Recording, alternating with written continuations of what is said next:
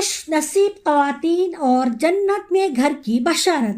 السلام علیکم رحمۃ اللہ وبرکاتہ۔ سامعین کرام، دنیا میں ہی جنت میں گھر کی بشارت پانے والی خواتین، یہ خواتین خوش نصیب خواتین کون ہیں ہم جانیں گے۔ دنیا میں ہی جنت میں گھر کی بشارت پانے والی خوش نصیب خواتین میں پہلا نام آتا ہے، وہ ہے ام المومنین سیدہ طاہرہ خدیجہ الکبریٰ رضی اللہ عنہا کا۔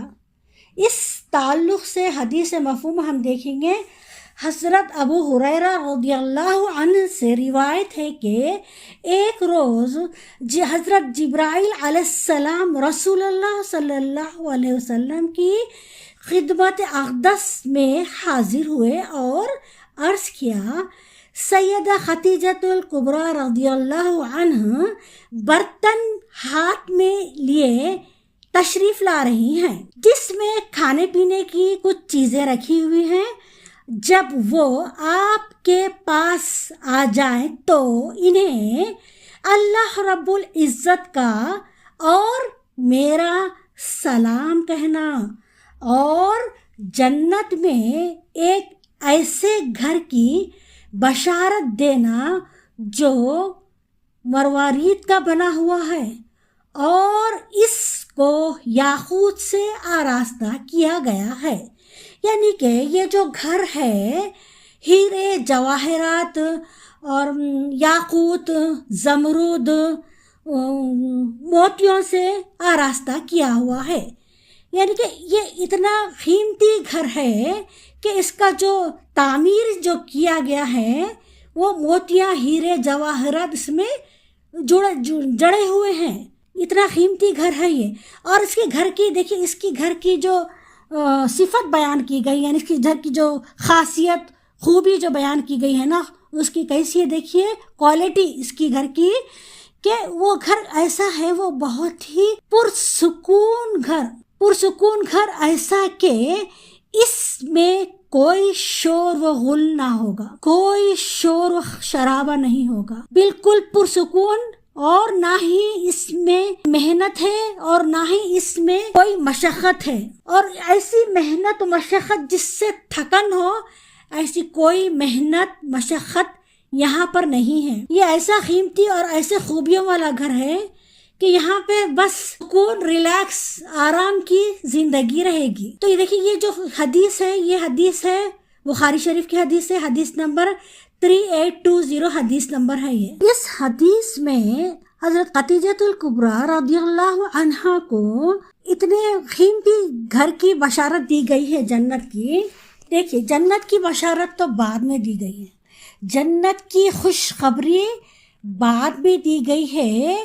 پہلے اللہ رب العزت نے آپ رضی اللہ عنہ کو آپ کی خدمت میں سلام عرض کیے ہیں۔ اللہ تبارک و تعالیٰ، اللہ رب العزت اور حضرت جبرائیل علیہ السلام آپ کی خدمت میں پہلے سلام عرض کیے ہیں اور پھر بعد میں جنت کی بشارت دی گئی ہے، جنت کی خوشخبری دی گئی ہے۔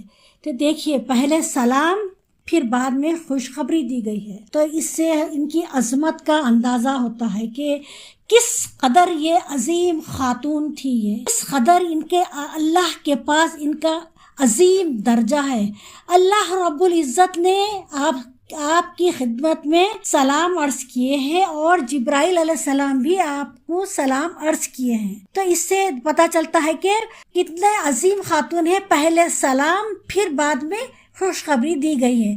اس میں آداب بھی بتایا گیا ہے، کچھ بات کرنے کے آداب بھی اس سے پتہ چلتے ہیں کہ ہم کو بات کرنے سے پہلے سلام بھی کرنا چاہیے، بعد میں ایسے کچھ بات کرنی چاہیے۔ یہ خاتون، یہ اتنی خوشبخت خاتون ہیں جنہیں اللہ تعالیٰ نے اور جبرائیل علیہ السلام نے آپ کی خدمت میں سلام پیش کیا ہے، آپ کو سلام عرض کیا ہے، پہلے سلام عرض کیا ہے، پھر بعد میں جنت کی خوشخبری سنائی ہے۔ سلام سے یہ بات معلوم ہوتی ہے کہ آپ رضی اللہ عنہ کا درجہ اللہ تعالیٰ کے پاس کس قدر اعلیٰ درجہ ہے، آپ رضی اللہ عنہ کے اوصاف حمیدہ کس قدر عظیم تھے، آپ رضی اللہ عنہ کے دین کے لیے قربانی کس قدر عظیم تھی، آپ رضی اللہ تعالی عنہ کی پاک دامنی کس قدر عظمت والی تھی، آپ رضی اللہ عنہ کے دین کے لیے جو خدمات تھے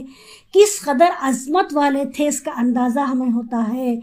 ہم کو بھی ہر مومن خاتون کو چاہیے کہ وہ اس اوصاف حمیدہ کو اپنے اندر سمیٹے، اپنے زندگی کے اندر لائیں، اپنی زندگی میں شامل کریں، تاکہ ہم بھی ہے سو اللہ کے پاس درجے ہمارے بھی بلند ہو۔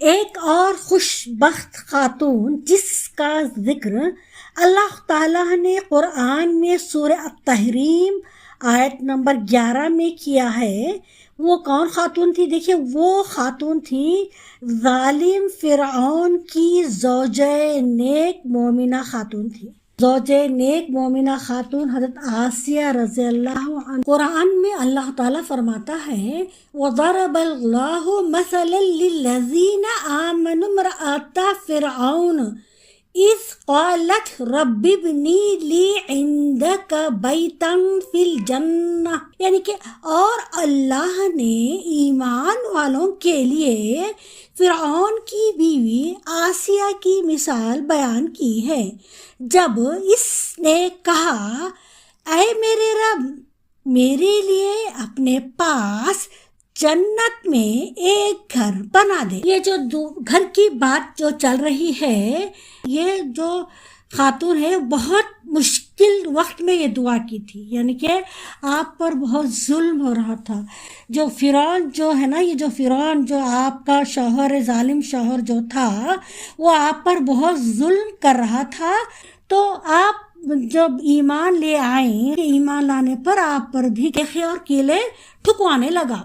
یہ بہت ہی سخت ترین آزمائش ہے یہ ایمان کی۔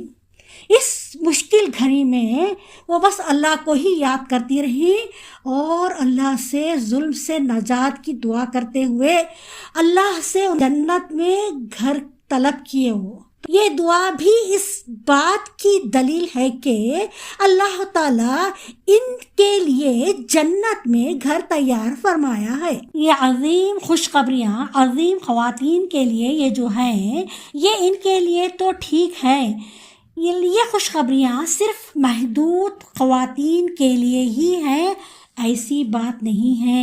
آج کے دور میں بھی کوئی مرد کوئی عورت خواہش رکھتا ہے کہ وہ بھی جنت میں گھر پانے کے درجے تک پہنچ جائے تو وہ بھی اس بشارت میں شامل ہو سکتا ہے۔ ان بشارت میں شامل ہونے کے لیے ان کو چاہیے کہ دن اور رات میں فرض نمازوں کے ساتھ ساتھ 12 رکعت سنت موقدہ پابندی کے ساتھ ادا کریں۔ اس تعلق سے ہم ایک حدیث دیکھتے ہیں کہ مفہوم حدیث ہے کہ رسول اللہ صلی اللہ علیہ وسلم نے فرمایا، جو شخص دن اور رات میں 12 رکعت سنت موقدہ پابندی کے سے پڑھیں تو اللہ تعالیٰ اس کے لیے جنت میں ایک گھر بنا دیتا ہے۔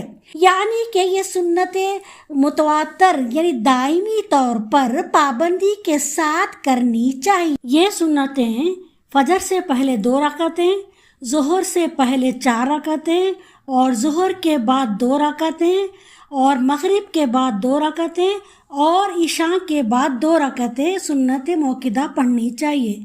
یہ حدیث صحیح مسلم کی ہے، حدیث نمبر 278 ہے۔ اللہ تعالیٰ سے دعا ہے کہ اللہ تعالیٰ ہم سب کو سننے سمجھنے سے زیادہ عمل کی توفیق عطا فرمائے، آمین ثم آمین۔ السلام علیکم ورحمۃ اللہ وبرکاتہ۔